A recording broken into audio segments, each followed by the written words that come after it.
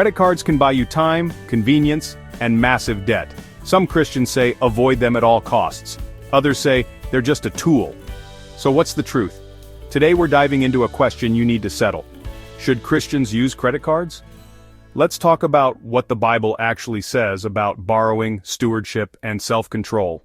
Credit card debt in the U.S. has surpassed $1.1 trillion. The average cardholder carries over $6,000 in revolving debt. Buy now, worry later is the new normal. Credit cards aren't evil, but in the wrong hands, they're dangerous. Proverbs 22:7. The borrower is servant to the lender.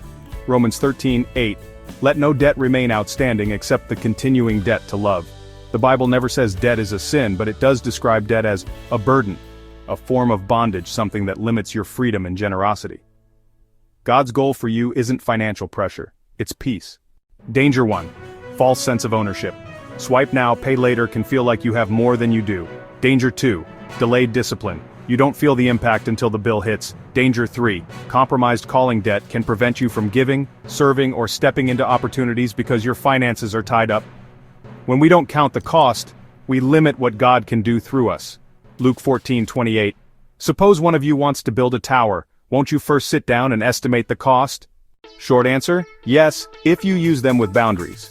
Wise use includes paying off your balance in full each month, never spending what you don't already have, using rewards with a plan, not as an excuse to overspend, tracking purchases just like you would with cash or debit if you can't trust yourself with it. Cut it up. Self-control is a fruit of the Spirit, not a luxury. Proverbs 25:28. A man without self-control is like a city broken into and left without walls.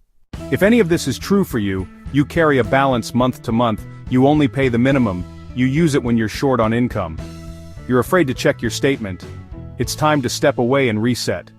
Jesus said, "If your hand causes you to stumble, cut it off." Mark 9:43. That applies to habits too. 5 biblical principles to apply. Steward, don't swipe, treat credit as borrowed trust, pay in full, avoid interest and dishonor, pray before you charge. God may say wait, give before you spend. Put God first even with borrowed funds, be accountable, track your spending and your heart. Using credit doesn't make you ungodly, but ignoring wisdom does. Credit cards aren't evil, but they can be enslaving. The question isn't just should I use one? The real question is, can I glorify God while doing it? Comment, I want freedom, not stress, if this message spoke to you.